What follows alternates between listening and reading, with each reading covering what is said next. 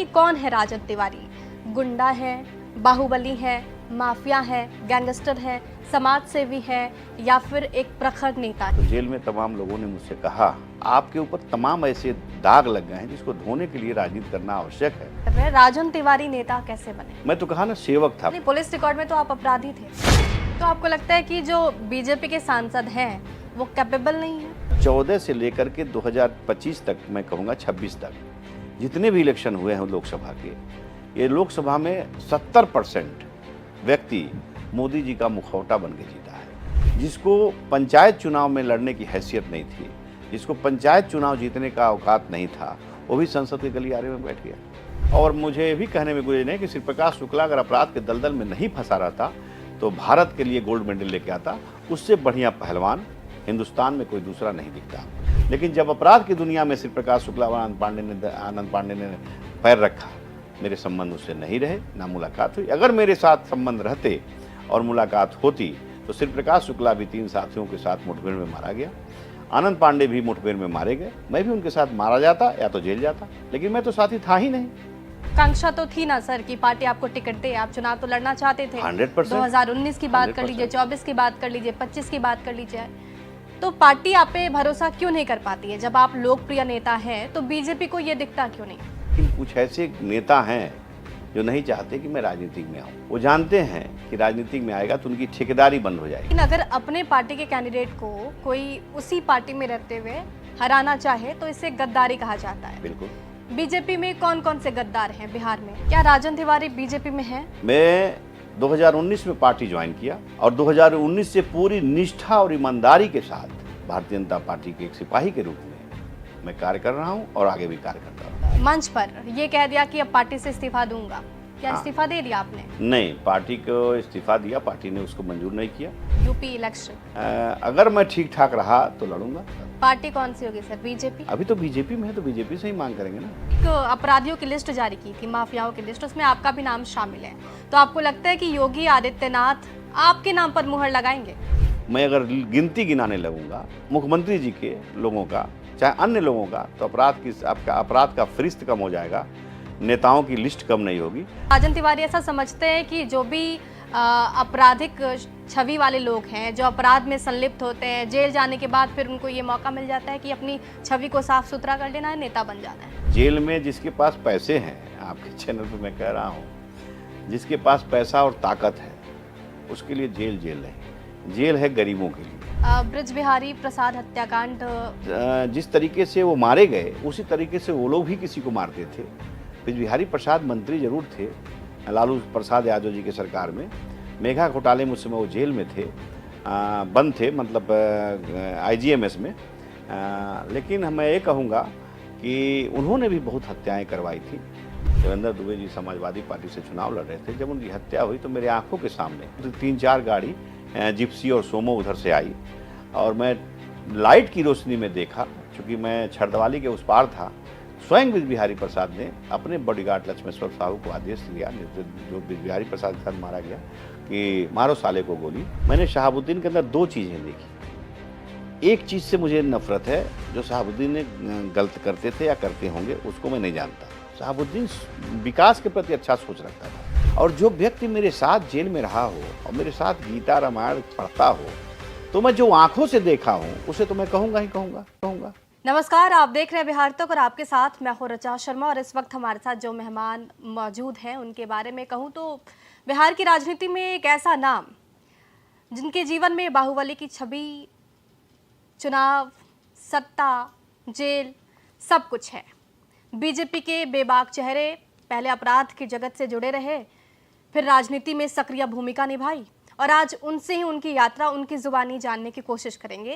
राजन तिवारी इस वक्त हमारे साथ है, बहुत स्वागत सर आपका। धन्यवाद आपको भी बहुत। एक तो सबके जहन में यही सवाल होता है कि कौन है राजन तिवारी? गुंडा है, बाहुबली है, माफिया है, गैंगस्टर है, समाज सेवी है या फिर एक प्रखर नेता है? मैं तो अपने आप को सिर्फ सेवक मानता हूँ। नाम कोई भी दे दे, कोई भी रख दे, उससे मुझे कोई परवाह नहीं है। नाम देने वाले लोग अच्छे लोगों के, जो अच्छा लोग होता है, अच्छा काम करता है, उसको तमाम तरह के नाम दिए जाते हैं। जैसे वाल्मीकि ने रामायण लिखा तो उनको भी रत्नाकर डाकू कहा गया था एक समय में। तो ऐसे तमाम ऐसे लोग हैं जो अच्छा काम करने गए हैं तो बुराइयों का साया भी उनके साथ चला है, तो उससे मुझे कोई फ़र्क नहीं पड़ता। मैं अपने आप को सिर्फ यही मानता हूँ, मैं एक सेवक हूँ और सेवा करना जानता हूँ। हर तबके के, हर गरीब मजदूर मजलूम का मैं सेवा करता हूँ और उनकी रक्षा करता हूँ। बस मैं यही अपने आप को समझता हूँ, यही जानता हूँ। गोरखपुर के आप मूल निवासी हैं, फिर बिहार की राजनीति में काफ़ी सक्रिय रहे। गोरखपुर से बिहार की ये जो यात्रा है वो कैसी हुई, और अभी आप जब पीछे मुड़ के देखते हैं तो पूरी राजनीतिक यात्रा को कैसा समझते हैं? देखिए, बिहार की यात्रा नहीं कहेंगे, बिहार मेरा ननिहाल है और पूर्वी चंपारण में गोविंदगंज विधानसभा में एक खजुरिया ममरखा गांव है। उसी गांव में मेरा ननिहाल है, मेरी माँ वहीं की है, बचपन वहीं बीता है, पैदाइश वहीं हुई है और पिता का घर मेरा गोरखपुर है। गोरखपुर से करीब 25 किलोमीटर दूर सगौरा गांव है, हिस्टोरिकल गांव है।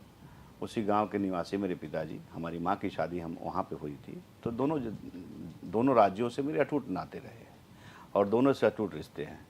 तो मैं बिहार से भी मेरा लगाव है, उत्तर प्रदेश से भी लगाव है और दोनों राज्यों में आता जाता रहा हूँ, इसलिए कहीं अछूता नहीं हूँ। लेकिन सक्रिय भूमिका में राजनीति आपने बिहार से की है, तो ये ननिहाल का रिश्ता राजनीति में कैसे तब्दील हो जाता है? हुआ यूँ कि ये कहने से गुरेज नहीं मैं करूँगा कि 12 फरवरी 1999 को फर्जी मुकदमे मेरे ऊपर तमाम लगाए गए थे, जिसमें मुझे दिल्ली के क्या कहते हैं वो ली मेरिडियन के बगल से फिरोज शाह रोड से 14D फिरोज शाह रोड, जो गंगाराम कोहली जी का आवास था, भारतीय जनता पार्टी के सांसद थे। पार्टी की बैठक चल रही थी, मीटिंग चल रहा था, एकाएक पुलिस ने रेड किया और मुझे गिरफ्तार कर लिया। तब मुझे जानकारी हुई कि मेरे ऊपर तमाम मुकदमे डाल दिए गए हैं फर्जी। उसके बाद मुझे यहाँ तिहाड़ जेल में रखा गया, तिहाड़ जेल से बेऊर जेल लाया गया। तो उसी समय जब मैं जेल गया तो जेल में तमाम लोगों ने मुझसे कहा कि जो आप आवाज़ उठाते हो, जो आप सेवा करते हो और आपके ऊपर तमाम ऐसे दाग लग गए हैं जिसको धोने के लिए राजनीति करना आवश्यक है। तो मुझे गोविंदगंज से चुनाव लड़ने के लिए लोगों ने प्रेरित किया और मैं जेल के अंदर से इंडिपेंडेंट लड़ा और जनता का आशीर्वाद, साथ, प्यार मिला और बहुमत से, भारी बहुमत से चुनाव जीता वहाँ से। उम्र 23 साल? हाँ, उम्र 23 साल, कम उम्र था, लेकिन चुनाव लड़ने के लिए 25 साल चाहिए तो 25 ही साल था। अब 23 साल कह लीजिए उसको, चाहे कुछ कह लीजिए, था 25 साल पर। बहुत सबसे कम उम्र के, बिहार के सबसे कम उम्र में मैं विधानसभा का सदस्य बना था। निर्दलीय विधायक? हाँ, निर्दलीय, 2000 में। तो वो अनुभव कैसा रहा? बहुत बढ़िया था। जब जनता के बीच में मैं गया, जब चुनाव लड़ा और जनता जब मेरे पास आती थी, अपना दुख दर्द कहती थी, किसी को आवास नहीं है, किसी के पास सड़क नहीं है, किसी को बिजली नहीं है, किसी को दवा कराना है, किसी को इलाज कराना है। आज भी भारत में और ख़ासकर बिहार, उत्तर प्रदेश में, पूर्वांचल में नेता तो लोग बन जाते हैं, लेकिन एक सच्चा सेवक नहीं बन पाते हैं। सच्चा सेवक का मतलब है कि जनता के बीच में जा कर के उसकी समस्याओं का समाधान करना, और समस्या लोग सुनता नहीं है, और जनता जब वहाँ की नेता लोग बन जाते हैं तो जनता से दूर हो जाते हैं। लेकिन पार्टी के नाम पर लोग जीतते चले आ रहे हैं, ऐसे ही लोग। तो जनता बेहाल है और नेता मालामाल है, तो क्या कहिएगा। कौन जीत रहा है पार्टी के नाम पर? पार्टी के नाम पर तमाम लोग। आज उत्तर प्रदेश नहीं, पूरे हिंदुस्तान की आप ले लीजिए। 2014 से जितने चुनाव हुए, उसके पहले भी होता था चुनाव, तो सारे लोग जीतते थे, अच्छे अच्छे लोग भी जीतते थे और वैसे लोग भी जीतते थे पार्टी के नाम पर भी, वाजपेयी जी के नाम पर। लेकिन आज 2014 से लेकर के 2025 तक, मैं कहूँगा 26 तक, जितने भी इलेक्शन हुए हैं लोकसभा के, ये लोकसभा में 70% व्यक्ति मोदी जी का मुखौटा बन के जीता है। ये 70% व्यक्ति मोदी जी के नाम पर जीता है। 70% व्यक्ति मोदी जी ही स्वयं जीते हैं, कोई नेता नहीं जीता है। जिसको पंचायत चुनाव में लड़ने की हैसियत नहीं थी, जिसको पंचायत चुनाव जीतने का औकात नहीं था, वो भी संसद के गलियारे में बैठ गया। तो ये मोदी जी ही जीते हैं। नाम रख लीजिए। नाम देखिए, नाम कितने का नाम रखेंगे? 70% में बहुत सारे लोग हो गए। अब बिहार की बात करें तो 40 सांसद हैं। हाँ, तो 40 के 40 सांसद मोदी जी और मोदी की लहर में ही जीते हैं। हाँ, 40 सांसद कैसे कहिएगा? 40 सांसद तो बिहार में भाजपा के हैं नहीं। जितने भारतीय जनता पार्टी के सांसद हैं, उसमें से लगभग सांसद 70% मोदी जी के नाम पर जीते हैं। चाहे वो हमारा सांसद कह लीजिए, हमारे अड़ोस पड़ोस के सांसदों को कह लीजिए, सबको कह लीजिए, मैं सबको कहूँगा। ये राधा मोदी जी मोहन की- सिंह मैं का जिक्र मैं कर नाम नहीं लेता, मैंने कहा ना कि मेरे सांसद को ले लीजिए, चाहे अगल बगल के सांसदों को ले लीजिए। अब देखिए, एक सिवान जगह है, सिवान में वहाँ पे एक सांसद जदयू से जीती हैं। उनके पति पहले माले में रहा करते थे और आज भी उनके बयान बड़े उल्टे पुल्टे आते हैं, फिर भी वो सांसद बन गए। तमाम लोग ऐसे हैं जो पार्टी के नाम पर जीतते हैं। पार्टी के खिलाफ अगर आप पार्टी को छोड़ दे, पार्टी को दरकिनार कर दे, तो कोई भी मुखिया का चुनाव नहीं जीत सकता। तो आपको लगता है कि जो बीजेपी के सांसद हैं वो कैपेबल नहीं है? अब इसको मान लीजिए कि नहीं, ये नहीं कह सकते कैपेबल नहीं है, लेकिन जब जनता ने उनको चुनाव जिता दिया मोदी जी के नाम पर, तो मोदी जी के नाम को ही आप सिर्फ सहारा लेकर हमेशा जीतना क्यों प्रयास कर रहे हो? अपना भी ऐसा छवि बनाओ ताकि अगला चुनाव मोदी जी भी मजबूत हो जाए और आप भी मजबूत हो जाओ। तो जनता के बीच में जाओ ना। वैसे तो केंद्र के जितने पैसे हैं, केंद्र की जितनी राशियाँ हैं, जैसे कि मान लीजिए इलाज के लिए 5 लाख रुपया सरकार दे रही है, जनरल की योजना की व्यवस्थाएं, साथ जितनी सरकार की सुविधाएं हैं सरकार दे रही है, वो जनता के पास पहुंच रहा है। लेकिन बहुत सारा ऐसा, अभी देखिए हमारे यहाँ नहीं कहिए, अभी इस समय जितना हमारे प्रखंड में सीओ है, बीडीओ है, एसडीएम है, सब के सब घूसखोर लोग हैं। जनता को उसकी सुविधा देने के लिए कमीशन मांगा जाता है। तो ये सब का समाधान निराकरण कौन करेगा? नेता ही करेंगे ना, वहाँ का जनप्रतिनिधि करेगा ना, सांसद करेगा, विधायक करेगा। इनको करना चाहिए, ये इनकी दायित्व है कि जनता का सामान जनता के पास विदाउट कमीशन पहुँच जाना चाहिए। ठीक है, नेताओं का जिक्र कर रहे हैं, राजन तिवारी नेता कैसे बने? मैं तो कहा ना, सेवक था मैं, नेता नहीं, आज भी नहीं बन पाया हूँ, आज भी नेता नहीं बना हूँ, आज भी सेवक हूँ। नहीं, पुलिस रिकॉर्ड में तो आप अपराधी थे। नहीं, पुलिस, मैंने कहा ना कि रिकॉर्ड बनाने से थोड़ी ना होता है। किसी जनता से पूछ लीजिए कि क्या मैं अपराधी हूँ। किसी जनता से, किसी भी व्यक्ति से पूछ लीजिए क्या मैंने किसी को सताया है। किसी भी व्यक्ति से पूछिए क्या मैंने किसी से कभी रुपया रंगदारी की मांग की है, कि मैंने किसी का डांका डाला, कि बैंक डकैती किया। ऐसा नहीं है, मैंने कभी किसी के साथ ऐसा कर्म ही नहीं किया हूँ। इसीलिए आज न्यायपालिका पे भरोसा था और मैं बाइज्जत सारे मुकदमों में बाइज्जत बरी हो गया। और जनता हमको अपना नेता नहीं, अपना बेटा मानती है। जनता के हर सुख दुख का मैं सुनवाई करता हूँ आज भी। अच्छा ये बताइए कि जो व्यक्ति 2005 के बाद किसी भी पद पे नहीं है, ना मैं विधानसभा के गलियारे में गया और ना मैं लोकसभा के गलियारे में गया, चुनाव ही नहीं लड़ा, तो जाऊंगा कैसे? लेकिन जो व्यक्ति इतने दिन से राजनीति से दूर रहने के बाद भी उसकी लोकप्रियता न कम हुई है, ना उसकी लोकप्रियता घट रही है और दिन पर दिन बढ़ती जा रही है, जो कि आज भी मैं जनता की आवाज़ हूँ। आज भी मैं जितना पैरवी कर देता हूँ, आज भी जनता के दिल में जितना मैं राज करता हूँ, हमको नहीं लगता कि कोई सांसद विधायक का उतना राज जनता के दिलों में राज होगा और उतनी पैरवी वो करता होगा। आज भी तो ही स्नेह प्रेम है। सांसद और विधायक बनने से कोई बड़ी बात नहीं है। जनता के दिलों में राज जो करे वही सच्चा राजनेता है और वही सच्चा सेवक है। ठीक है, लेकिन महत्वाकांक्षा तो थी ना सर कि पार्टी आपको टिकट दे, आप चुनाव तो लड़ना चाहते थे। 100%। 2019 की बात कर लीजिए, 24 की बात कर लीजिए, 25 की बात कर लीजिए, तो पार्टी आप पे भरोसा क्यों नहीं कर पाती है? जब आप लोकप्रिय नेता हैं तो बीजेपी को ये दिखता क्यों नहीं है? देखिए, पार्टी नाम तो बराबर जाता है, चुनाव पार्टी लड़ाना भी चाहती होगी, लेकिन कुछ ऐसे नेता हैं जो नहीं चाहते कि मैं राजनीतिक में आऊँ। वो जानते हैं कि राजनीतिक में आएगा तो उनकी ठेकेदारी बंद हो जाएगी, कमीशनखोरी बंद हो जाएगी, घूसखोरी बंद हो जाएगी। आज हमारे चंपारण में ही ले लीजिए, कितने नेता ऐसे हैं जो ठेकेदारी करते हैं, सारे के सारे ठेकेदारी करते हैं। ऐसे केंद्र में मंत्री बन के बैठे हैं जिनके ऊपर आप मुझे कहती हो कि मैं दागी हूँ।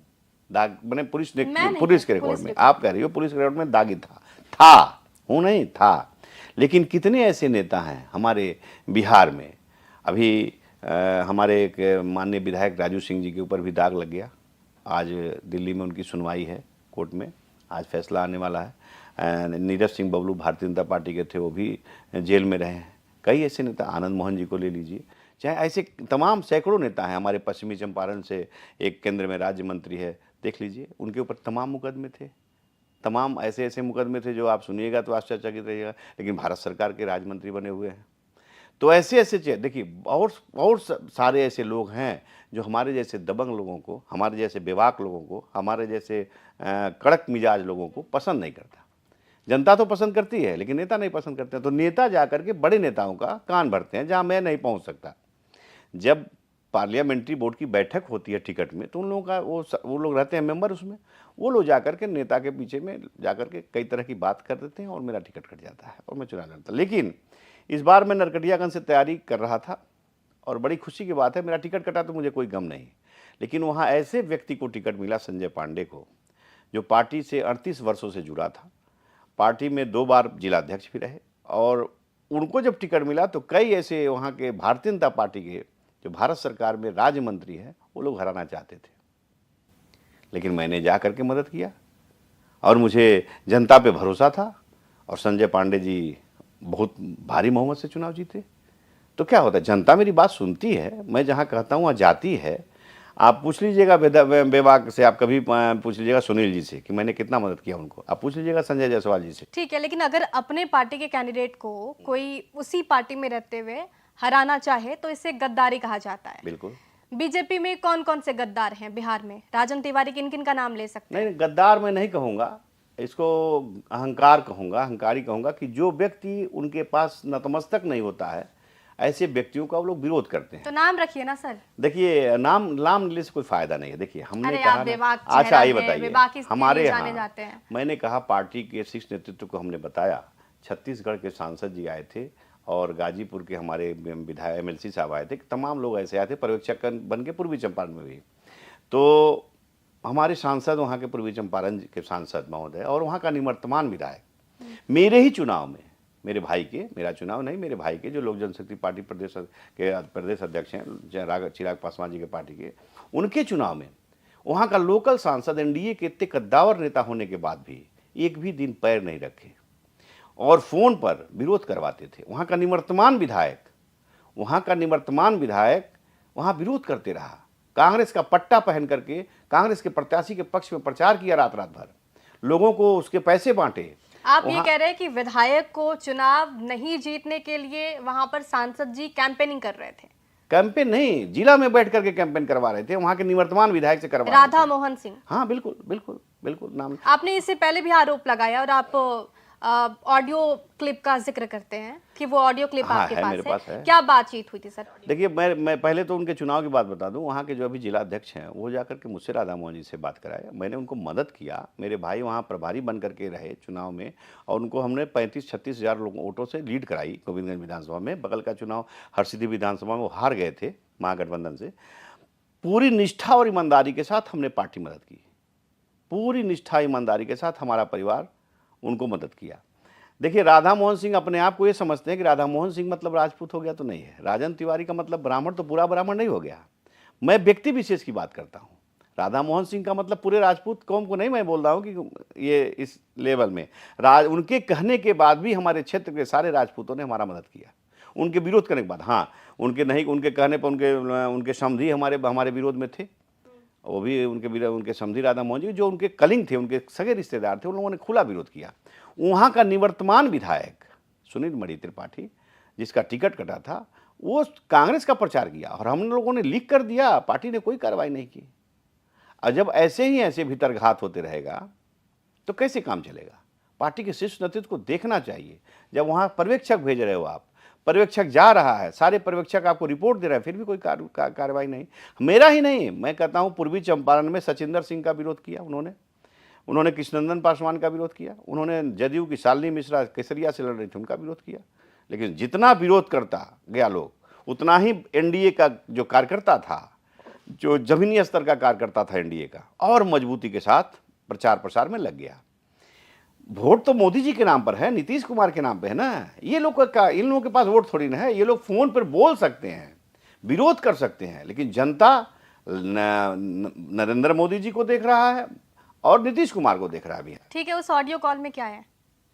ऑडियो में बातचीत में यही है कि हमको पहले ऑडियो था कि मदद मांगे थे, दूसरी बार कई जगह लोगों ने फोन कर बात की है कि उसका मदद करो। वो तो कोर्ट वर्ड का भाषा है ना, डायरेक्ट। बड़े नेता हैं, बड़े मगरमच्छ लोग हैं, वो लोग बड़े हिसाब से बात करते हैं। मेरे क्षेत्र में एक भी दिन वो नहीं आए। मेरे क्षेत्र में विधायक वहाँ का लगातार लगा रहा है। आपके क्षेत्र यानी कि आपके भाई के क्षेत्र? हाँ, भाई का क्षेत्र। पहले मेरा ही क्षेत्र था वो, बाद में भाई को मैंने दिया, चुनाव लड़ाया, भाई को जीता। लेकिन इतने विरोध के बाद भी तो मैं 38,000 वोट से चुनाव जीता वहाँ। ऐसा नहीं है कि किसी के विरोध करने से कोई हार जाएगा, चूंकि NDA के पास मास्क वोट है और नरेंद्र मोदी जी के नाम पर वोट है, नीतीश कुमार जी के नाम पर वोट है। इन लोगों के पास वोट नहीं है, ये लोग चिंगोटी काट सकते हैं, लेकिन चिंगोटी काटने का मतलब ये नहीं है कि ये लोग नासूर बन जाएंगे, नासूर नहीं बन सकते। तो वोट नहीं है, अगर पार्टी को यह एहसास है, पार्टी को ये पता है, तो बार बार उन्हें ही क्यों टिकट दिया जाता है और वो जीत कैसे जाते हैं? जी जाते हैं मोदी जी के लहर। मैंने कहा ना कि पूरे देश में 70% ऐसे सांसद हैं जो मोदी जी का मुखौटा, चेहरा तो राजन तिवारी का रहेगा, लेकिन इसके चेहरे के ऊपर जो है फेस मोदी जी का पब्लिक को दिखाई देता है। पब्लिक को वोट देने समय मोदी जी का चेहरा याद आता है, तो मोदी जी के नाम पर सब लोग जीतते हैं, राष्ट्रीयता के नाम पर जीतते हैं, हिंदुत्व के नाम पर जीतते हैं।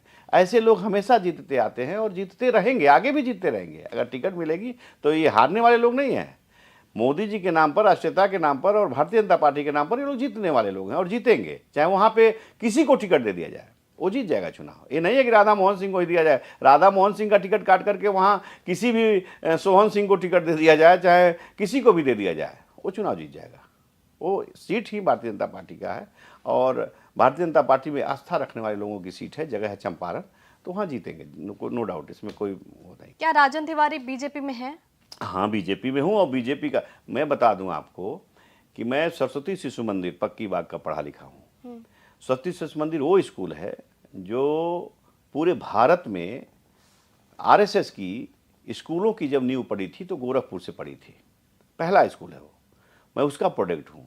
मैं 2019 में पार्टी ज्वाइन किया और 2019 से पूरी निष्ठा और ईमानदारी के साथ भारतीय जनता पार्टी के एक सिपाही के रूप में मैं कार्य कर रहा हूं और आगे भी कार्य करता रहूं। ठीक है, लेकिन ज्वाइन इसलिए किया था क्योंकि 19 में टिकट मिल जाए, वो भी नहीं हो सका। नहीं, टिकट 19 में नहीं, ऐसा नहीं है। 19 में लोकसभा की घोषणा होने के बाद, लोकसभा के टिकट बंटने के बाद मैंने ज्वाइन किया था। मैं इंडिपेंडेंट चुनाव लड़ने जा रहा था। अच्छा। तो वहाँ के नेताओं को डर हो गया, 2-3 ऐसे पार्लियामेंट क्षेत्रीय है जो नेताओं को डर हो गया, तो नेताओं ने 2-3 नेताओं ने, जिसका अभी जिक्र किया वो भी और जो संजय जायसवाल जी है वो भी, सारे लोग मिल करके मैं इंडिपेंडेंट लड़ता तो मैं चुनाव नहीं जीत सकता था, लेकिन हराने की कुव्वत रखता हूँ। मैं ये नहीं कहता कि मैं चुनाव जीत जाऊंगा, चुनाव नहीं जीतूंगा, लेकिन हरा तो दूंगा। तो मैं ये तोहमत लेकर नहीं मरना चाहता कि मैं चुनाव लड़ा और भारतीय जनता पार्टी यहाँ से हार गई, ये तोहमत नहीं ले सकता।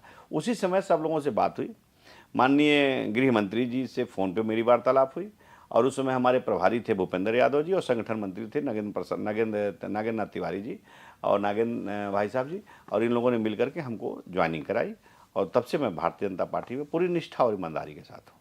ईमानदारी के साथ, निष्ठा के साथ आपने ये डिसीजन लिया कि पार्टी के अनुशासन के इतर नहीं जाऊंगा, पार्टी के अनुशासन के साथ रहूंगा, लेकिन पार्टी ने 2024 में भरोसा नहीं जताया आप पर। आज 24 में नहीं, 20 में भी नहीं जताया, 20 में भी टिकट नहीं दिया। True. तो नहीं दिया तो हाँ, मुझे गम नहीं था, इसलिए वहाँ निष्ठा, मैंने कहा ना कि वहाँ निष्ठावान कार्यकर्ता को टिकट दे दिया मेरी जगह। उनका नाम था नहीं वहाँ, मेरा ही नाम था सिंगल, लेकिन वहाँ निष्ठावान कार्यकर्ता को टिकट दे दिया तो मुझे खुशी हुई। कोई बात नहीं, नहीं लड़े तो कोई बात नहीं, उनको जितवाए, उनको विधानसभा। इस त्याग और बलिदान के लिए आप रेडी थे, तैयार थे? उस समय तक थे और 24 में भी नहीं मिला, ठीक है नहीं मिला, लेकिन अब जनता की पुकार और जनता की आवाज़ अब हो रही है कि मैं चुनाव मुझे लड़ना चाहिए। तो अब जनता के दिल की आवाज़ और अपने अंतरात्मा की आवाज़ पे इस बार 2027 में चुनाव लड़ूंगा। ठीक है, लेकिन पार्टी में रहते हुए आप एक तरफ तो कहते हैं कि पार्टी के प्रति निष्ठा है, लेकिन फिर आप उन तमाम लीडर्स, सांसदों का भी पोल खोलने लगते हैं। देखिए, अनुशासन, इसको अनुशासन ही कहिए कि ऐसे लोगों से पार्टी को बचना चाहिए, क्योंकि ये राष्ट्रीय पार्टी बहुत मेहनत के साथ बनी है। जब 2 सांसद थे, 1 सांसद थे, 2 सांसद थे, तब से शुरुआती काफ़ी संघर्ष के बाद इतनी पॉपुलैरिटी मिली है, पूरे विश्व की सबसे बड़ी पार्टी बनी है। बहुत मेहनत के बाद, कितनी शहादत के बाद, कितना बलिदान के बाद भारतीय जनता पार्टी इतने शिखर और ऊंचाइयों पर पहुंची है। और ऐसे लोग इस उम्र के पड़ाव पर अगर इस तरीके से काम करेंगे तो कार्यकर्ताओं के अंदर क्षोभ होगा, कार्यकर्ताओं की आत्मा रोती होगी कि जो व्यक्ति रोज भारतीयता की पाठ पढ़ाता है, रोज राष्ट्रीयता की पाठ पढ़ाता है, रोज भारतीय जनता पार्टी के संगठन और विचारों के बारे में बात करता है, वो चुनाव आता है तो अपने गठबंधन के साथी का और अपने पार्टी के नेताओं का विरोध करता है। ऐसा क्यों? इसलिए पार्टी को मैं निर्देश नहीं कर सकता। मैं आपके माध्यम से, आपके चैनल के माध्यम से पार्टी के शीर्ष नेतृत्व को यह कहना चाहता हूं कि ऐसे नेताओं से बचना चाहिए और ऐसे नेताओं से अगर नहीं बच पाए तो उन पे अनुशासन वाला कार्रवाई करना चाहिए कि अनुशासनात्मक कार्रवाई हो, ताकि लोग ऐसा कोई काम दूसरी जगह न कर पाए। मैं ये बात कर रहा हूँ। और जहाँ तक आपने कहा कि अनुशासन की, तो मैं अनुशासन में रहता हूँ। अनुशासन में रह करके पार्टी के नेतृत्व को बताना चाहता हूँ, और मैंने ये भी अपने शीर्ष नेतृत्व को बता दिया कि जनता की आवाज़ अब आ गई है, मुझे चुनाव लड़ना है और लड़ना चाहिए, और चुनाव इस बार लड़ूंगा। राजन तिवारी, इतने बेबाक है कि 2025 में चुनाव से पहले की बात कर रही हूँ, जब आप को टिकट चाहिए था और टिकट नहीं मिला, फिर आपने एक पॉडकास्ट में मंच पर ये कह दिया कि अब पार्टी से इस्तीफा दूंगा। क्या हाँ। इस्तीफा दे दिया आपने? नहीं, पार्टी को इस्तीफा दिया, पार्टी ने उसको मंजूर नहीं किया। मैंने पार्टी आपने लेटर भिजवाया था? हाँ, मैंने कहा कि लेटर नहीं भिजवाए थे, मैंने जा करके मिल के कहा था कि मैं पार्टी को छोड़ना चाहता हूँ। लेकिन हमारे मुख्यमंत्री, जो प्रेजेंट मुख्यमंत्री हैं, सम्राट चौधरी जी थे, सारे लोग मिलकर के, उसमें वही प्रदेश अध्यक्ष थे, सारे लोग मिलकर के नहीं पार्टी में आप बने रहिए। और फिर उसके बाद से सम्राट जी के बाद अध्यक्ष बन गए ये दिलीप जायसवाल जी। इन लोगों ने, सब लोगों ने कहा नहीं, पार्टी में काम कीजिए, इतना जल्दी हड़बड़ाने की जरूरत नहीं है, फिर पार्टी में समय दीजिएगा तो फिर समय के साथ का अच्छा होगा। तो फिर मैंने लोगों की बात मान लिया। फिर मेरे बड़े भाई राजू तिवारी जी, जो लोक जनशक्ति पार्टी प्रदेश आर के अध्यक्ष हैं, उन लोगों ने भी और मेरे परिवार के लोगों ने भी समझाया, तो मैं मान गया। तो क्या आपको लगता है कि जज्बाती होकर आप फैसला ले लेते हैं या बयान दे देते हैं? जज्बाती नहीं, अंदर की आवाज़ आती है तो मैं बोल देता हूँ, लेकिन बोल देता हूँ, उससे पीछे मुझे नहीं हटना चाहिए। मैं बोल तो दिया था, लेकिन मुझे पीछे नहीं हटना चाहिए था, मुझे चुनाव लड़ना चाहिए था। जब तक लड़ूंगा नहीं, तब तक मेरी ताकत के बारे में लोग जानेंगे कैसे, और ताकत के बारे में जानेंगे नहीं, तब तक मुझे पहचानेंगे कैसे। तो आपके पास मौका है 2026 यूपी इलेक्शन।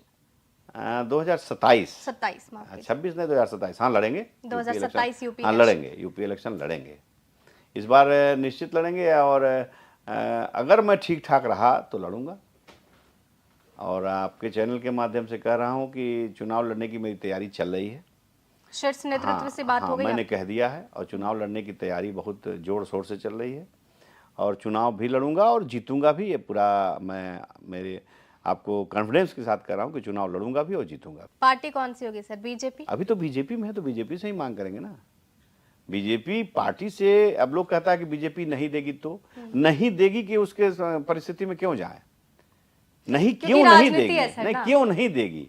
जिसके लिए जब खेत में जब बंजर खेत को आदमी जोतता है, बोता है, और जब फसल काटने की बारी आएगी तो मांगेगा ही खाने के लिए। 4 बार पार्टी ने बिहार में भी तो टिकट नहीं दिया ना, क्या गारंटी है कि आपको यूपी में दे देगी? 19 में कोई बात नहीं, 19 में ज्वाइन किए थे, 19 से 4 हो गया वो।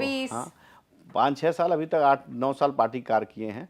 पार्टी को मेरी हो सकता है सहनशीलता, मेरी सहनशीलता और मेरे धैर्य का लोग वो ले रहे होंगे, परीक्षा ले रहे होंगे। तो मुझे 27 में मुझे उम्मीद है लड़ाएंगे, और पार्टी मुझे पूरी 100% उम्मीद है कि लड़ाएगी। अगर नहीं लड़ाएगी, उसके बाद मैं जनता की आवाज़ और अपने अंतरात्मा की आवाज़ सुनकर के चुनाव लड़ूंगा। आप इस बार मूड में है कि आपको चुनाव लड़ना है? लड़ेंगे।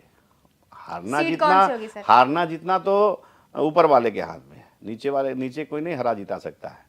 सीट भी चयन कर लिया हूँ, समय आने दीजिए, अभी समय बहुत काफ़ी है।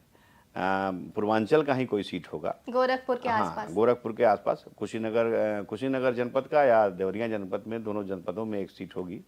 बता भी देंगे समय से पहले आपको। और 15 अगस्त के बाद 15 अगस्त आज़ादी का दिन है, उसके बाद से स्वतंत्रता, जब आज़ादी का झंडा हम लोग फहरा लेंगे, उसके बाद से मैं जगह का भी घोषणा करूंगा और सीट का भी घोषणा करूंगा। ठीक है, अगर बीजेपी आपको टिकट नहीं देती है, ये बस मैं सिचुएशन रख रही हूँ आपके सामने, तो क्या निर्दलीय चुनाव लड़ेंगे या फिर अखिलेश यादव अगर आपको ऑफर देते हैं तो मान लेंगे? नहीं, अखिलेश जी से मेरे अच्छे रिश्ते हैं। मैंने आपसे कहा ना, अखिलेश जी से अच्छे रिश्ते हैं। अखिलेश जी का चुनाव, पार्टी कोई गलत नहीं होती और व्यक्ति कोई गलत नहीं होता है। मैं भारतीय जनता पार्टी के आइडियोलॉजी को मानता हूँ।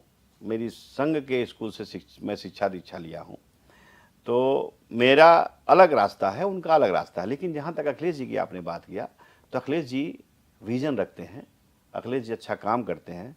अखिलेश जी ने उत्तर प्रदेश को कुछ करके दिखाया है।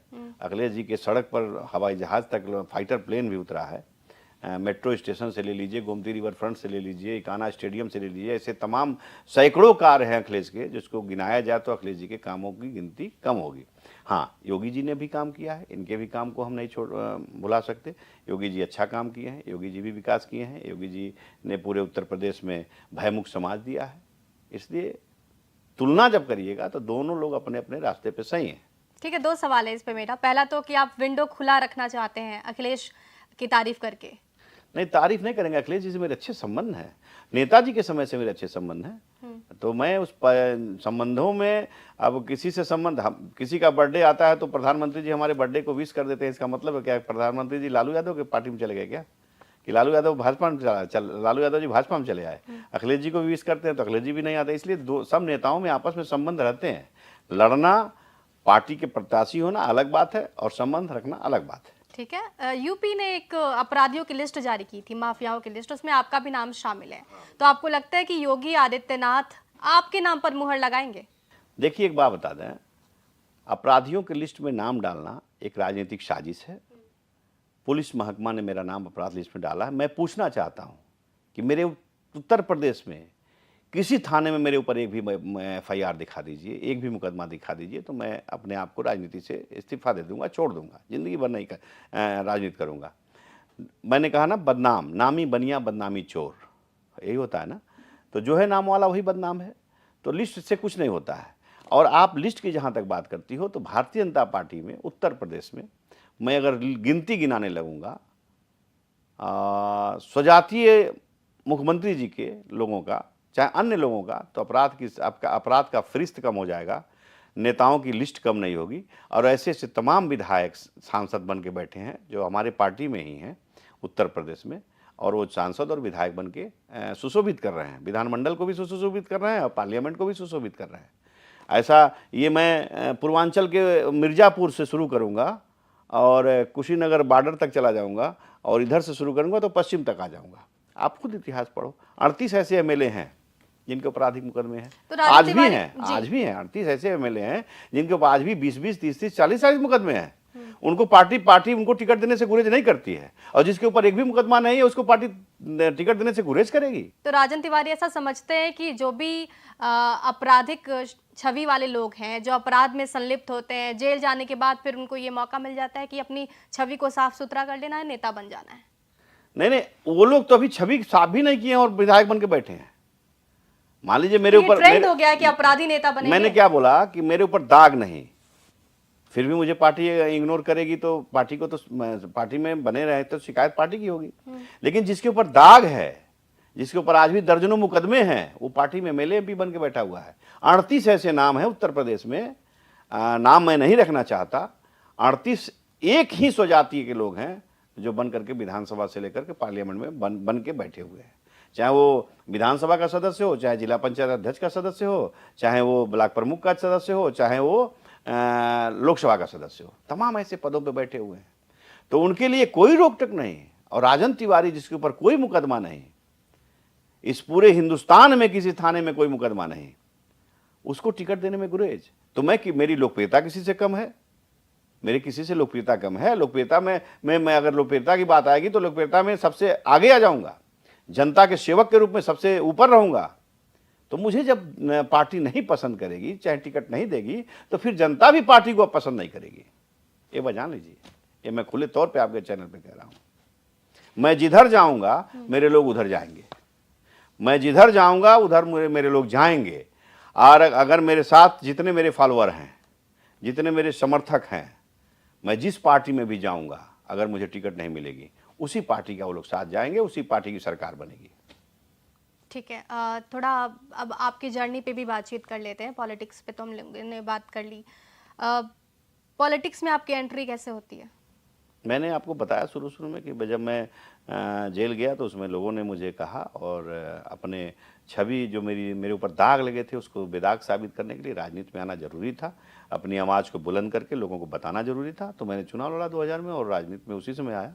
तो आपको लगता है कि राजनीति सर्फ एक्सेल है कि कोई भी अपराधी आएगा फिर वो साफ नहीं, फिर अपराधी की आपने बात किया। मैं छात्र जीवन से गोरखपुर विश्वविद्यालय, मैं गोरखपुर में दिग्विजयनाथ डिग्री कॉलेज का स्टूडेंट था। गोरखपुर विश्वविद्यालय की राजनीति हो या डिग्री कॉलेज की राजनीति हो, उसमें छात्र नेता जितने होते थे, तो वहाँ 2 घड़ा होता था। कॉलेज लाइफ में 2 घड़े होते थे। एक दबंगता वाले छात्र थे। दबंग छात्र गांव से आए छात्रों को सताते थे, तो गांव के आए हुए छात्रों का मैं साथी बन करके उनका मदद करता था, उनकी लड़ाई लड़ता था।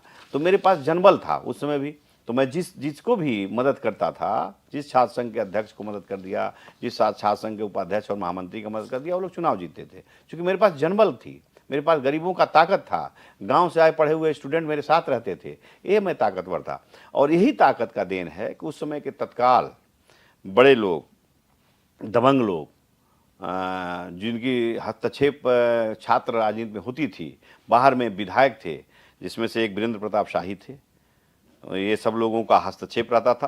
तो ये लोगों को नागवारा लगता था कि ये 4 दिन का लड़का आकर के इतनी पॉपुलरिटी बटन लिया कि जिधर सपोर्ट करता है उधर पड़ला भारी हो जाता है। तो इस लोगों को तब से मुझे लोगों ने फंसाना शुरू किया, और तब से मैं लोगों ने फंसाया, लेकिन मैं कभी डरा नहीं किसी से, क्योंकि मैं गलत करता ही नहीं था। मैं मजबूती से उनका विरोध किया, और उसका नतीजा देखिए, आज भगवान के सामने जिंदा भी हूँ और समाज में अच्छा सेवक बन के काम भी कर रहा हूँ। ठीक है, अभी आप बरी हैं सारे मामले में, और अब एक जन सेवक के तौर पर आप चुनावी रण में भी उतरने के लिए तैयार हैं। 14 साल आप जेल में रहे? 14 साल नहीं, 15 साल 4 महीना। 15 साल जेल में रहे हैं आप, 15 साल 4 महीना। तो आपको लगता है कि आपकी ज़िंदगी के 15 साल 4 महीना आपको 15 साल 4 महीना पीछे ले गया? 100% मैं 15 साल 4 महीना जेल में रहा, और ये मुझे बहुत पीछे ले गया, क्योंकि 15 साल 4 महीना अगर मैं बाहर रहता तो मैं कहीं और होता, और मेरी पॉपुलैरिटी होती, और जनता का जो भला मैं कर सकता था उससे ज़्यादा करता, और मेरी लोकप्रियता बहुत ज़्यादा आगे रहती। लेकिन मेरी 15 सालों में मेरे जीवन को काफ़ी बैकफुट पे ले गया, मेरे और मेरे परिवार को काफ़ी क्षति पहुंचाई। जेल में ज़िंदगी कैसे गुजरी थी? जेल में जैसे आम इंसान की ज़िंदगी रहती है, उसी तरह जेल का भी ज़िंदगी है। जेल में जिसके पास पैसे हैं, आपके चैनल पे मैं कह रहा हूँ, जिसके पास पैसा और ताकत है, उसके लिए जेल जेल नहीं है। जेल है गरीबों के लिए। जिसके पास गरीबी है और परिचय पैरवी नहीं है उसके पास, उसको ही जेल लगता होगा। नहीं तो जेल में जितने नेता जाते हैं XYZ, अगर ये घड़ियाली आंसू बहाएं तो समझिए कि कस्टोडियन के चलते बहाते हैं। जेल के अंदर कोई इनको दिक्कत नहीं है, सुविधाएं हैं। चाहे वो कोई हो, हिंदुस्तान की कितनी से बड़ी जेल हो, सब में सुविधा मिल जाता है लोगों को। तो बाहर है तो सुविधा है, अंदर है तो सुविधा है, सब जगह और फिर निकलेंगे तो नेता बन जाएंगे। नेता तो नेता के बरकर रहे हैं, बड़े बड़े मंत्री जेल जाते हैं, बड़े बड़े राजनेता जेल जाते हैं। हमारे आज़ादी के पहले हमारे स्वतंत्र भारत में पंडित नेहरू 12.5 साल जेल काटे थे। तो जेल में तो जाना नेताओं का काम है, जेल में आना जाना चाहिए। जेल तो नेताओं का घर ही है। नहीं, कुछ समाज अपराध सेवा के होता लिए। है, और कुछ अपराध के मामले में जो जाता है उसे अपराधी की श्रेणी में रखा जाता है। लेकिन जेल तो सब लोगों के, जेल में कोई भी जा सकता है। आपके ऊपर भी कोई ब्लेम लगा देगा, आप भी जा सकती हो। ट्रू। हाँ, बड़े बड़े आजकल देखो, किसी परिवार में डोरी डेथ का केस होता है तो उसकी सास भी जेल चली जाती है, उसकी बहुएं भी जेल चली जाती हैं, उसकी बेटी भी जेल चली जाती है। तो जेल तो कोई चला जाता है। इसका मतलब जेल जाने का मतलब सब अपराधी नहीं है, सब क्रिमिनल नहीं है, सबकी सोच अपराध वाली नहीं होती है। हाँ, जो भेटनर अपराधी है, जिसकी सोच अपराध है, उसके लिए जेल सजा का जरिया होना चाहिए, और ऐसे लोगों से लोगों को बचना चाहिए। ठीक है राजन जी, 15 साल 4 महीना जो जेल में आपने बिताए, तो आपने कुछ सीखा भी होगा। कौन सी गलती की थी सर आपने? मैंने गलती किस मामले का? जेल में गए, आप कहते हैं कि आपको फंसाया हाँ, गया। गलती एक ही था कि एक तो बोल्डनेस कही। बचपना से मेरी छवि बहुत बोल्ड थी। मैं अत्याचार बर्दाश्त नहीं कर सकता था, अन्याय बर्दाश्त नहीं करता था, और लड़ाई लड़ता था। छोटे से थे, जब मैं 9th 10th में पढ़ता था तभी मेरी आवाज़ बड़ी बुलंद हुआ करती थी और लड़ाई लड़ता था। हाँ, उसी दरमियान मैं आपके चैनल के माध्यम से कहने से गुरेज नहीं करूँगा कि छोटे बाल्यावस्था में मेरे दोस्त, जिनका नाम आप लेना चाहती हो, हाँ, जिनका नाम आप लेना चाहती हो, तो मैं बड़े शिद्दत से, बड़े ईमानदारी से कहूँगा कि बाल्यावस्था का मेरा साथी था, मेरा भाई था, आनंद पांडे और श्री प्रकाश शुक्ला। हम लोग साथ खेलते थे, और आनंद पांडे, श्री प्रकाश शुक्ला, हम लोग सैयद मोदी स्टेडियम में दौड़ने जाते थे। श्री प्रकाश शुक्ला दाऊदपुर में रहता था और मैं लहलादपुर में रहता था, गोरखपुर में। हम लोग दौड़ने जाते थे, खेलते थे, कूदते थे। और मुझे भी कहने में गुरेज नहीं कि श्री प्रकाश शुक्ला अगर अपराध के दलदल में नहीं फंसा रहता तो भारत के लिए गोल्ड मेडल लेके आता। उससे बढ़िया पहलवान हिंदुस्तान में कोई दूसरा नहीं दिखता आपको। उस समय के अखाड़े में भोरिक यादव, उत्तर प्रदेश केसरी भोरिक यादव का वो परम शिष्य था। और श्री प्रकाश शुक्ला हमारे देश के लिए एक अच्छा नाम होता। लेकिन अपराध के दलदल में फंसने के बाद श्री प्रकाश से मेरी कभी दोस्ती यारी नहीं रही। श्री प्रकाश से कभी मेरी मुलाकात तक नहीं हुई। जब तक वह सामान्य जिंदगी जी रहा था, जब तक वो खेल कूद करता था, तभी तक मेरे साथी के रूप में था। लेकिन जब अपराध की दुनिया में श्री प्रकाश शुक्ला और आनंद पांडे ने पैर रखा, मेरे संबंध उससे नहीं रहे, ना मुलाकात हुई। अगर मेरे साथ संबंध रहते और मुलाकात होती तो श्री प्रकाश शुक्ला भी 3 साथियों के साथ मुठभेड़ में मारा गया, आनंद पांडे भी मुठभेड़ में मारे गए, मैं भी उनके साथ मारा जाता या तो जेल जाता। लेकिन मैं तो साथी था ही नहीं। आप बच गए। मैं तो साथी था ही नहीं। मैंने कहा बचने की बात ही छोड़ दीजिए, मैं साथी था ही नहीं। अगर साथी रहती तो साथी में रहता तो मारा जाता। लेकिन तमाम ऐसे कॉकस उस समय आप बरी नहीं हुए थे सर, और तमाम आपराधिक घटनाओं में आप संलिप्त पाए गए थे। मैं स्वतंत्र था, मैं तो ऐसे फ्रीडम होके घूमता तो था। आपको लगता है ये इत्तेफाक था कि आप बच गए एनकाउंटर होने से? मैंने कहा आपसे, मैं साथ रहता, साथी रहता तो मारा जाता साथ में। लेकिन मैं स्वतंत्र था, निर्भीक था, घूम रहा था ऐसे ही। मैं माननीय सांसद गंगाराम कोहली जी के साथ रहता था। मैं उनके यहाँ पकड़ा गया, तब मुझे पता चला। उसके पहले भी मुझे कुछ भनक आती थी, लेकिन तब मुझे पता चला कि श्री प्रकाश शुक्ला और आनंद पांडे के साथ तमाम ऐसे मुकदमों में डाल दिया गया है जिसमें मैं पूरी निष्ठा ईमानदारी के साथ कर रहा हूँ। जो कहिएगा, जहाँ कहिएगा वहाँ मैं खड़ा होकर कह सकता हूँ कि उन लोगों के साथ मेरा नाता और नाम अपराध के मुकदमों में जोड़ दिया गया। और उन्हीं लोगों के चलते मैं 15 साल जेल काटा। उन्हीं लोग चलते, जो कि सारे लोग तो मर गए थे, बचा मैं अकेले था और संघर्ष कर रहा था। तो आपको पछतावा है इस बात का? हाँ, दोस्त नहीं, अगर दोस्ती करना पछतावा है तो पछतावा है, लेकिन दोस्ती करना गुनाह थोड़ी ना है। दोस्ती था बाल्यावस्था का, और उसके अपराध के दलदल में फंसने के बाद मेरी दोस्ती नहीं थी। ये तो पुलिसिया कार्रवाई हुई और दबंग नेताओं ने मुझे फंसवा दिया। विवेक सिंह हत्याकांड में भी आपका नाम शामिल था। मैंने कहा ना, मैंने आपसे क्या कहा कि जितने अपराध करते थे लोग गोरखपुर जनपद में, जितने लोग करते थे उत्तर लखनऊ में, जितने लोग करते थे बिहार में, सब में मेरे नाम डाल दिया जाता था। मैंने कहा ना कि राजनीतिक एक बहुत, देखिए बता देते हैं कि राजनीतिक बहुत खराब चीज़ है। बड़े बड़े पहले के 90 के दशक में जो बड़े बड़े राजनीतिक थे, ये राजनीतिक में अपना मतलब काम निकालने के लिए नवोदित बच्चों को अपराधग्रस्त के दलदल में ढकेल देते थे। उन्हीं में से पैदाइश है श्री प्रकाश शुक्ला की। और श्री प्रकाश शुक्ला जब अपराध के दलदल में गया तो मेरे नाते रिश्ते नहीं थे। इन्हीं कारणों से तमाम ऐसे कॉकस राजनीतिज्ञ जो बड़े बड़े पदों पे बैठे थे, कैबिनेट मंत्री बन के बैठे थे, इन लोगों से मेरी जलन होती थी। और मैं बराबर अच्छा मार्गदर्शन के लिए श्री प्रकाश को, आनंद पांडे को प्रेरित करता था। और इन लोगों की जलनता के चलते, इन लोगों के मानसिक टेंशन देने के चलते मुझे इन लोगों ने फर्जी मुकदमों में डलवाया। और फर्जी मुकदमों में इस तरीके से डलवाया कि मुझे बहुत लंबा समय तक संघर्ष करना पड़ा। और मुझे न्याय पर उम्मीद थी, मैं निर्दोष था और मुझे न्यायपालिका ने बाइज्जत बरी किया। मैं धन्यवाद देता हूँ न्यायपालिका को भी और धन्यवाद देता हूँ सबको। ठीक है, ब्रज बिहारी प्रसाद हत्याकांड आपकी जुबान से जानना चाहूंगी, आपने उस समय क्या देखा था? देखा नहीं, सुना। मैं तो फंसा था ना। ब्रज बिहारी प्रसाद के मामले में मैं सुप्रीम कोर्ट से बाइज्जत बरी हो गया।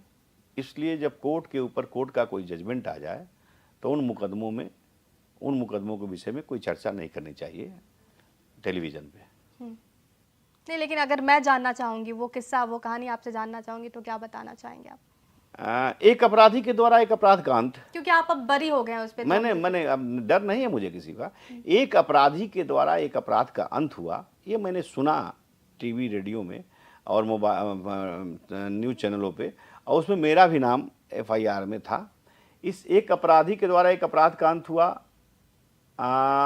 अपराध करने वाला कौन था सब जानता है, मारने वाला कौन था सब जानता है। कौन सा अपराध? श्री प्रकाश शुक्ला ने मारा था ब्रज बिहारी को, सब जानते हैं, पूरी दुनिया जानती है। तो अपराध जिस तरीके से वो मारे गए उसी तरीके से वो लोग भी किसी को मारते थे। ब्रज बिहारी प्रसाद मंत्री जरूर थे लालू प्रसाद यादव जी के सरकार में। मेघा घोटाले में उस समय वो जेल में थे, बंद थे, मतलब IGMS में, लेकिन मैं ये कहूँगा कि उन्होंने भी बहुत हत्याएं करवाई थी, जिसमें से आप भुटकुन शुक्ला की हत्या ले लीजिए, छोटन शुक्ला की हत्या ले लीजिए, देवेंद्र नाथ दुबे जी की हत्या ले लीजिए, बहुत सारी उन्होंने भी पाप किया था, बहुत सारी ऐसी हत्याएं उन्होंने करवाई थी। सबके दुश्मन ताक पर थे, सबके भाई ताक पर थे, सबके लोग ताक पे थे, तो उनकी भी हत्या हो गई। आपने एक इंटरव्यू में इस बात का जिक्र किया कि जब देवेंद्र हत्याकांड हुआ उस समय आप गाड़ी से बैठे मैं घटनाओं को देख रहे हाँ थे। बिल्कुल बिल्कुल, देवेंद्र दुबे की जब हत्या हुई, चुनाव था पार्लियामेंट का, देवेंद्र दुबे जी समाजवादी पार्टी से चुनाव लड़ रहे थे। जब उनकी हत्या हुई तो मेरे आंखों के सामने घटित घटना है ये, क्योंकि मैं निकला था बाहर में, एक सुबोध पांडे थे, उनको जगाने के लिए मैं गाड़ी से निकल करके बाहर, क्योंकि 3-4 लोग हम लोग बैठे थे, तो 2 लोगों में सतेंद्र शुक्ला उसमें बचे थे, एक मैं बचा था और एक कैप्टन सुनील बचे थे। तो हम लोगों ने निकल करके वॉशरूम के लिए निकले बाहर, और हम लोगों ने उधर कुछ लोग वॉशरूम के लिए निकले और कुछ खटखटाने लगे, क्योंकि उपचुनाव होना था उनके बूथ पर। तब तक तो 3-4 गाड़ी जिप्सी और सोमो उधर से आई, और मैं लाइट की रोशनी में देखा, क्योंकि मैं छरदवाली के उस पार था। स्वयं ब्रिज बिहारी प्रसाद ने अपने बॉडीगार्ड लक्ष्मेश्वर साहू को आदेश दिया, जो ब्रिज बिहारी प्रसाद के साथ मारा गया, कि मारो साले को गोली, और देवेंद्र नाथ दुबे जी की हत्या हुई, जिसमें विनोद सिंह, ब्रिज बिहारी प्रसाद और लक्ष्मेश्वर साहू, अन्य तमाम आपराधिक लोग थे, हाथ में ओपन 47 लेकर के, और निहत्थे देवेंद्र नाथ दुबे को दर्जनों क्या सैकड़ों गोलियां मार दी। ये मेरे आंख के सामने की घटित घटना है, जिस केस में बड़े ये लोग फंसे भी बाद आप में। बच गए, लेकिन मुन्ना शुक्ला, सूरज भान सिंह। नहीं, सूरज भान सिंह जी बरी हैं इस केस में। मुन्ना शुक्ला आज भी जेल में। मुन्ना शुक्ला जी जेल में हैं, उनको सुप्रीम कोर्ट से सजा हुई, लेकिन चूंकि भुटकुन जो छोटन शुक्ला की हत्या हुई थी और उसमें भुटकुन शुक्ला की हत्या हुई थी, मुन्ना शुक्ला के वो भाई थे। न्यायपालिका ने अब किस आधार पे उनको सजा किया ये तो मैं नहीं कह सकता, क्योंकि न्यायपालिका पे कमेंट करना न्यायोचित है, लेकिन न्यायपालिका को यह पूरा विश्वास, मुझे न्यायपालिका भरोसा था कि मैं इसमें बेकसूर था, मैं फंसाया गया था और मैं बरी हुआ। मैं भी, सूरज भान जी, सारे लोग बरी हुए थे इस मुकदमे में। सूरज भान सिंह के साथ आपकी कैसी दोस्ती है? बहुत बढ़िया, सूरज भान सिंह बड़े भाई हैं, और कल भी रिश्ता था, आज भी रिश्ता है, और आगे भविष्य में जब तक मैं जिंदा हूँ तब तक रिश्ता ऐसा ही रहेगा। कोई किस्सा जो आप शेयर करना चाहेंगे उनके साथ में? नहीं, सूरज भान सिंह जब हम पहला चुनाव लड़ रहे थे, तो जब हम पहला चुनाव हम भी लड़ रहे थे और सूरज भान जी भी लड़ रहे थे। सूरज भान जी मोकामा से चुनाव लड़ रहे थे और 1,03,000 वोट पा करके 73,000 वोट सूरज भान जी चुनाव जीते थे। तो मैं चुनाव लड़ रहा था, तो मैं कई राउंड तक आगे पीछे मेरा होता रहता था। तो हम चुनाव में निश्चिंत हो गए कि अब जीतना नहीं जीतना हाथ भगवान के हाथ में। तो मैं जाकर के चद्दर ओढ़ करके सो गया। तो एक सूरज भान सिंह जी आए, करे यार क्यों सोया है, तुम पागल, उठो, तुम देखो चुनाव बड़ी अच्छे वोटों से तुम ठीक ठाक चुनाव जीत गया, तुम कहाँ सो गए जाकर के। आगे पीछे चल रहे थे तो हमको थोड़ी धक धक बनी रहती थी, लेकिन कोई मतलब तो था नहीं कि चलो ठीक है, जीते तो भी ठीक है, नहीं जीते तो भी ठीक है। सूरज भान सिंह जी, और काफ़ी मदद रहा उनका, काफ़ी योगदान रहा मुझे चुनाव लड़वाने में भी, और हर चीज़ से मदद करने में भी सूरज भान सिंह जी का हमेशा योगदान रहता है। आज भी मेरे लिए अच्छा सोचते हैं और अच्छी बातें हमेशा करने के लिए भी करते हैं, और अच्छी सोच, मुझे अच्छा मार्गदर्शन देते हैं कि अच्छे रास्ते पे चलो, अच्छा काम करो। अनंत सिंह को पहचानते हैं आप? हाँ बिल्कुल जानते हो, भी मोकामा से विधायक। उनकी राजनीति को कैसे देखते हैं? अनंत सिंह की राजनीति ठीक है। अब दोनों चूंकि एक ही राजनीति क्षेत्र से राजनीति करते हैं, सूरज भान सिंह जी भी, अनंत सिंह जी भी, तो मेरे सूरज भान सिंह जी से सबसे अच्छे रिश्ते हैं, पारिवारिक रिश्ते हैं, भयवधी का रिश्ता है। लेकिन अनंत सिंह को एमएलए बनने के बाद में जाना, अनंत सिंह का जब मैं काफ़ी अपने आप को बहुत टेंशनाइज महसूस करता हूँ, तो अनंत सिंह जी का एक खूबी है कि उनके मोबाइल पे मैं निकालता हूँ और रील देखता हूँ, और मैं टेंशन फ्री हो जाता हूँ। अनंत सिंह की आवाज़, अनंत सिंह की बात और उनके तमाम इंटरटेनमेंट कहे हुए शब्द मुझे फिर से प्रफुल्लित कर देता है। कभी आप मिले उनसे फेस टू फेस? हाँ, कई बार साथ खाना खाए, साथ मिले, चाय पिए, ऐसा कोई नहीं, हमसे रिश्ता खराब थोड़ी ना अनंत सिंह जी से। ठीक है। शहाबुद्दीन जी को आपने मसीहा और विकास पुरुष कहा है। शहाबुद्दीन के 2 पहलू थे। लोग इसका, देखिए, मेरी बड़ाई का कई लोग गलत अर्थ निकालते हैं। मैंने शहाबुद्दीन के अंदर 2 चीज़ें देखी। एक चीज़ से मुझे नफरत है, जो शहाबुद्दीन ने गलत करते थे या करते होंगे, उसको मैं नहीं जानता, लेकिन जो सच्चाई है उसे मैं बयां किया। शहाबुद्दीन विकास के प्रति अच्छा सोच रखता था। शहाबुद्दीन सिवान में स्टेडियम, सिवान में मेडिकल कॉलेज, सिवान में इंजीनियरिंग कॉलेज, सिवान में अच्छे सड़क, अच्छी स्ट्रीट लाइट, सारी व्यवस्थाएं करता। और जो व्यक्ति मेरे साथ जेल में रहा हो और मेरे साथ गीता रामायण पढ़ता हो, तो मैं जो आंखों से देखा हूँ उसे तो मैं कहूँगा ही कहूँगा, इसलिए मुझे कोई गुरेज नहीं। लेकिन कुछ लोग उसका हाँ, शहाबुद्दीन के मैंने कहा दो रूप थे। एक रूप उनके अपराध के थे जिसको मैं नहीं जानता, क्योंकि आपराधिक मेरे साथी थे नहीं वो। तमाम ऐसे घटनाएं किए जिसकी सजा भी मिली बेचारे को और दंड भी मिला, और भगवान की तरफ से भी दंड मिला कि आज वो मरहूम हो गए। भगवान की तरफ से दंड मिला कि मरहूम हो गए। कहीं न कहीं कोई गलतियां होती हैं तभी दंड मिलता है किसी को। जेल यात्रा भी करनी पड़ी और परिवार से भी मरहूम हो गए, और क्या कहते हैं, भगवान के पास भगवान के प्यारे हो गए। उनके भगवान, ठीक है, आप ऊपर जिनको वाले के लाठी में आवाज नहीं है, लेकिन ऊपर वाले की लाठी जब पड़ती है तो किसी के ऊपर पड़ सकती है, हमारे ऊपर भी पड़ सकती है। आज उनके बेटे हाँ। वो भी चुनाव जीते जनप्रतिनिधि हैं, हाँ। लेकिन उन पे भी कई आरोप लगते हैं कि वो रंगबाजी करते हैं, वो धमकाते हैं मैं नहीं लोगों जानता, को। ओसामा से ना कभी मिला हूँ, ना कभी देखा हूँ, ना कभी मेरी बातचीत है। हाँ, एक बार उसकी बहन की शादी में ना मिला हूँ, मैंने कह दिया गलत शब्द। एक बार शहाबुद्दीन की बेटी की शादी थी, हमारे मोतिहारी में ही हुई है, तो शहाबुद्दीन की बेटी की शादी में मुझे बुलाया गया था, तो मैं उसमें गया था, तो उसमें उसकी मुलाकात हुई थी। और मैंने एक बार अपने उसको जीवन में देखा है, उसी शादी में। शहाबुद्दीन की बेटी की शादी थी, और उसके बाद से ना मुझसे कभी बातचीत है, ना राजनीतिक संबंध है, ना कभी मैं उसको मशवरा देता हूँ, ना कभी उससे कभी वो मुझसे मशवरा लेता है। वो अपनी राजनीति करता है, आरजेडी में है, वो आरजेडी की राजनीति करता है। ठीक है, बिहार विधानसभा में सदस्य के तौर पर आप शामिल नहीं हो सके, आपकी ये महत्वाकांक्षा पूरी नहीं हो सकी है, लेकिन अगर अभी मौका मिलता है तो आप तैयार हैं यूपी इलेक्शन लड़ने के लिए? बिल्कुल 100%। मौका देखिए, हमको नहीं मिला तो क्या हुआ, मेरे लोगों को तो मिला। मेरे भाई आज विधानसभा के सदस्य हैं, मेरे संजय पांडे, मेरे जितने समर्थक हैं, 10-20 समर्थक लोग हैं जिसके लिए मैंने प्रचार किया, जिसके लिए मैं घूमा, वो लोग तो आज विधानसभा के सदस्य हैं। वो लोग तो जनसेवा कर रहे हैं। अगर वो लोग जनसेवा नहीं करेंगे तो जनता उनको भी आगे माफ़ नहीं करेगी। देखिए, विधानसभा का सदस्य हो जाना, लोकसभा का सदस्य हो जाना राजनेता नहीं कहलाता है।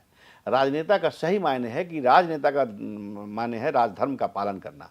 राजधर्म का पालन ही होता है कि जो जनता के हित की बात करेगा, जो जनता की समस्याओं को सुनेगा, जो जनता की मूलभूत सुविधाओं को उसको मुहैया कराएगा, वही जनता के दिल में राज कर सकता है। ऐसा लोग कभी राज नहीं कर सकता है कि नेता बन गए, विधायक बन गए, पेंशन होल्डर हो गए, तनख्वाह मिलने लगा, फंड मिलने लगा, तो उसका आप दुरुपयोग करें। ये नेताओं का कर्तव्य नहीं है। नेताओं का कर्तव्य है कि उस सारे चीज़ों का सदुपयोग करें। जो सदुपयोग करेगा वो राजनीति में आगे बढ़ेगा, जो दुरुपयोग करेगा वो 1-2 बार जीतेगा, फिर उसके बाद से खत्म हो जाएगा। राजन जी, क्योंकि आप बेबाकी से अपनी बात रखते हैं, बिहार में बड़ा बदलाव हुआ और आपकी पार्टी ने इतिहास रचते हुए अपना मुख्यमंत्री बनाया। हालांकि आलोचक ये जरूर कहते हैं कि पार्टी की पहले से प्लानिंग थी कि नीतीश कुमार को साइडलाइन किया जाए और बीजेपी अपना मुख्यमंत्री यहाँ पर प्रोजेक्ट करे। हुआ ऐसा ही। सम्राट चौधरी बिहार के नए मुखिया हैं, उनकी कार्यशैली को कैसे देखते हैं आप? देखिए, सम्राट चौधरी जी बिहार के मुख्यमंत्री जब बने तो आप ये बात मान लीजिए कि सम्राट चौधरी के पिताजी शकुनी चौधरी जी, जो आज भी जिंदा हैं, 92 साल उम्र हो गया, और राजनीति अपने पिता से उन्होंने सीखा है। और आपको ये भी पता होना चाहिए कि शकुनी चौधरी जी मिलिट्री के रिटायर्ड हैं, मिलिट्री में थे वो, तो शासन अनुशासन दोनों करना जानता है उनका परिवार। और सम्राट चौधरी का अभी जुम्मे 4-5 महीने हुआ है मुख्यमंत्री का शपथ लिए हुए, मुख्यमंत्री का कार्यक्षेत्र करते हुए, और बहुत ही दृढ़ संकल्पित व्यक्ति है वो आदमी, और बिहार को अच्छा बिहार के लिए करेंगे। जो लोग बदनाम सम्राट चौधरी को करना चाहेंगे उनसे मैं यही कहूँगा कि धैर्यपूर्वक सम्राट जी के कार्य को आप देखिए। 1 साल जब सरकार का रिपोर्ट कार्ड आएगा, अगर काम अच्छा नहीं करेंगे तब आप लोग उनके बारे में कुछ कहिए। नीतीश कुमार जी ने जो लाइन खींचा है विकास का, उसको सम्राट जी और लंबा करने का काम करेंगे, और विकास को और तेज गति से बिहार को आगे बढ़ाएंगे।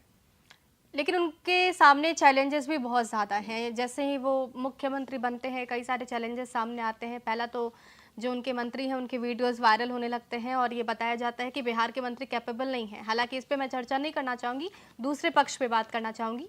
इसी बीच भोजपुर में एक एनकाउंटर होता है जिसको फेक एनकाउंटर कहा जा रहा है, और इस पर न्यायिक जाँच की मांग की गई है। भरत तिवारी केस की मैं बात कर रही हूँ। उस पर मुझे लगता है कि इस एनकाउंटर के फेक एनकाउंटर कह सकते हैं, और उसके दूसरे दिन आप भरत तिवारी के परिवार से मिलने पहुंचे थे। राजन तिवारी को इस पर क्या कहना है? ये एनकाउंटर नहीं, हत्या है। जब मैं भरत तिवारी के गांव गया बिलौठी, और जब वहाँ पे जमनिया एक गांव है जो बाढ़ग्रस्त में बह गया था, तो मैं जब लोगों से बात किया तो वहाँ के छोटे तबके के लोग, पासवान जाति के लोग, मुसहर जाति के लोग, निषाद जाति के लोग, तमाम छोटे गरीब जिनके पास आवास नहीं था, मड़ई का घर था, खाने को व्यवस्था नहीं थी, मिट्टी के चूल्हे बनाकर खाना खा रहे थे, सब लोग रो रहे थे भरत तिवारी के लिए।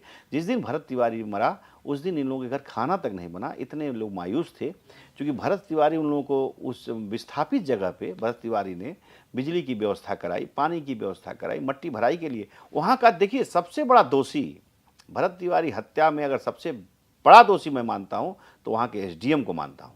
एसडीएम के पास जनता की बात लेकर जब वो गया तो एसडीएम कार्यालय में एसडीएम ने उसकी बेइज्जती की, और एसडीएम के बेइज्जती के बाद उसके मन में एक अलग प्रकार का क्रांति जग गया। वो आकर के एक ही काम उसने गलत कर दिया कि अवैध हथियार कहीं से बरामद कर ले आया, और अवैध हथियार से वो माने जनता को और प्रशासन को आगाज करना चाहता था, अपनी बात सुनाना चाहता था। किसी को मारने की नियत नहीं थी। अगर मारने की नियत रहती भरत तिवारी को तो 3 फीट की दूरी पर बैठ के दरोगा बात कर रहा है, सिपाही खड़े, किसी को गोली मार सकता था। लेकिन वो अपनी बात कहना चाहता था, और अपनी बात कहने के लिए उसने ये आगाज किया। लेकिन उसके बाद से आत्मसमर्पण, जब उसने पिस्टल को उठाकर फेंक दिया, पुलिस के समकक्ष मैंने उसको दे दिया। वीडियो सबूत, हाँ वीडियो सबूत है। अगर वो वीडियो नहीं बनाता तो उसके भी कोई नहीं कहता, लेकिन सबूत के तौर पे जब उसने फेंक भी दिया, सब कुछ कर दिया, उसके बाद गाड़ी में उसके ऊपर गोली मार देना, गोली चला देना, उसकी हत्या कर देना, क्या गुनाह किया था। वहाँ का थानाध्यक्ष बयान देता है, श्रीकांत प्रत्युष एक है टीवी चैनल के, श्रीकांत प्रत्युष से कहता है कि वो तो क्रिमिनल था, जिसके ऊपर एक भी एफआईआर नहीं। श्रीकांत प्रत्युष से कहता है थानाध्यक्ष की मालाकार कोई थानाध्यक्ष था, उसने कहा कि पहले भी जेल जा चुका है, जो कि इतिहास में कभी भी भरत तिवारी जेल की यात्रा किया ही नहीं था। ऐसे व्यक्ति को इस तरह झूठे बात बोल करके पब्लिक के बीच में उसकी इमेज खराब करना चाहता था लोग। लेकिन जब मैं गया और बहुत ही बोल्डली के साथ, मैं वो भरत तिवारी की बात नहीं है कि भरत तिवारी ब्राह्मण था तो मैं चला गया, वहाँ पे भरत यादव रहता तब भी मैं जाता, भरत कुशवाहा रहता तब भी जाता, भरत मियाँ रहता तब भी जाता, कोई कास्ट का जाता था, अदरवाइज किसी भी जाति का रहता तो मैं जाता, चूँकि इनलीगल हुआ था। और मैं गया और बहुत ललकारा, अपनी ही सरकार को ललकारा, प्रशासन को ललकारा, और मेरी आवाज़ सुन करके मेरे फॉलोअर जो पूरे देश में हैं, छत्तीसगढ़ से लेकर के, मध्य प्रदेश से लेकर के, उत्तराखंड से लेकर के, यूपी से लेकर के, बिहार से लेकर सब जगह के लोग पहुंचने लगे। मेरे जाने के बाद नेताओं का भी दौर नेता लोग भी पहुंचने लगे, तमाम ऐसे नेता पहुंच गए।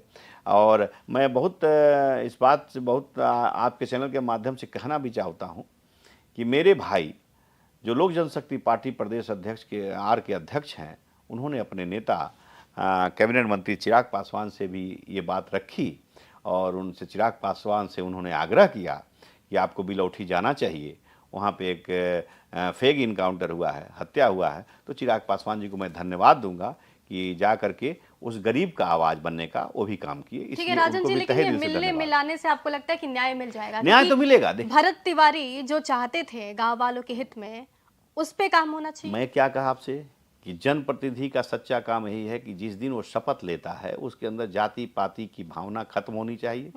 जो सरकार का मूलभूत सुविधा है, जो सरकार के द्वारा दिया हुआ चीज़ है, जैसे कि जो भी सरकारी चीज़ है जो जनता को चाहिए, जनता के हक और हुकूक की बात होनी चाहिए, जनता को मिलना चाहिए, वो अपने नेताओं को मैं यही कहूँगा कि आपसे आग्रह है, अनुरोध है, विनती है कि जनता के हित की बात करिए और उसको वो सामान मुहैया कराइए, ताकि दूसरा कोई भरत तिवारी पैदा ना हो, चाहे वो विधानसभा का सदस्य हो, चाहे वो लोकसभा का सदस्य हो। ये मैं जनता से कहना चाहता हूँ। जो नेता अपने जनता का काम करेगा, अपने पब्लिक का काम करेगा, वहाँ की पब्लिक हमेशा खुशहाल रहेगी। क्योंकि इतना सरकार पैसा देती है, भारत सरकार इतना पैसा देती है, राज्य सरकार इतना पैसा देती है, अगर वही चीज़ उनको वो सुविधा मिल जाए तो हमको लगता नहीं है कि किसी को कष्ट होगा, चाहे वो स्कूल हो, बिजली हो, पानी हो, सड़क हो, सारी व्यवस्थाएं हो। लेकिन ये भ्रष्टाचार कब खत्म होगा? भ्रष्टाचार के खिलाफ लड़ाई लड़ना होगा। जैसे कि मैं देखता हूं कि सभी विभागों में, चाहे वो सड़क निर्माण का विभाग हो, चाहे वो शिक्षा जगत का विभाग हो, सारे विभागों में, चाहे वो बिजली विभाग का हो, सारे विभागों में इतनी भ्रष्टा है। क्या बात है भाई? कहाँ से इतना पैसा आता है कि आईएएस अरबों खरबों कमा लेते हैं? कहाँ से ऐसा इतना पैसा आता है कि मंत्री के पास चुनाव का पार्टी बनाने की कुवत हो जाता है? मंत्री लोगों के पास इतने पैसे कमा लेते हैं कि पार्टी बना लेते हैं, इतने कुवत हो जाते हैं कि एक घर के बजाय 10 शहरों में घर बना लेते हैं। तमाम ऐसे लोग, ऐसे विधायक, तमाम ऐसे सांसद, तमाम ऐसे मंत्री, तमाम ऐसे अफसर जो इतना रुपया कमाते हैं, किसका रुपया है ये? जनता का रुपया है। जनता का पैसा उनके पेट को भर देता है और जनता का पेट भूखा रहता है, इसलिए जनता को भरत तिवारी बनने पे मजबूर कर देता है। भरत तिवारी की मां लगातार ये मांग कर रही हैं कि जो उनके फ़ोन है उसमें एसडीएम के खिलाफ कई सारे सबूत हैं जिस पर कार्रवाई होनी चाहिए। आपको नहीं लगता है कि सरकार को इस पे हस्तक्षेप करना चाहिए? सरकार ने न्यायिक जांच बैठा दी है, एफआईआर हो गया है, इसमें से कोई भी दोषी बचने वाला नहीं है। एक बात जान लीजिए, सरकार ही सब कुछ नहीं करती अब है। तक तो सबूत मिट गए होंगे सर। नहीं, सबूत कैसे मिट जाएंगे? फोन लॉक सिस्टम है, फोन का लॉक उसके परिवार को ही पता होगा। अगर मिट जाएंगे तो जनता की आवाज़ थोड़ी मिटने वाली है। एक भरत तिवारी मर गया, एक इस आज़ाद भारत का एक नया भरत मर गया है, लेकिन उसके लाखों भरत उसके साथ हैं, उसकी आवाज़ बन गई। देखिए, एक समय अंग्रेज़ों के खिलाफ पूरे भारत में आवाज़ उठानी थी, अंग्रेज़ों के खिलाफ आवाज़ बुलंद करना था, तो भगत सिंह, सुखदेव, राजगुरु ने असेंबली में बम फेंका।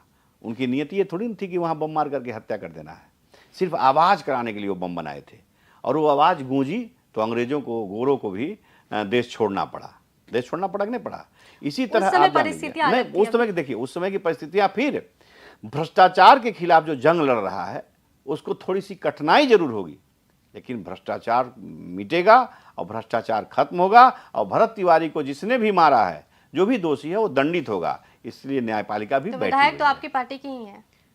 हाँ, भारतीय जनता पार्टी के विधायक हैं और मैं उनसे कहूंगा कि इस पे जो पुरजोर इस पे आवाज़ उठाए, नहीं तो फिर जनता है ना, फिर अगली बार तो फिर लड़ने जाएंगे ना, फिर किस मुंह से लड़ने जाएंगे? विधायक हो चाहे सांसद हो। मैं पहला बार ऐसा देखा, पहला ऐसा भेग इनकाउंटर देखा, हत्या देखा, जिसमें सर्व समाज के लोग, सभी दल एकत्रित हो गए।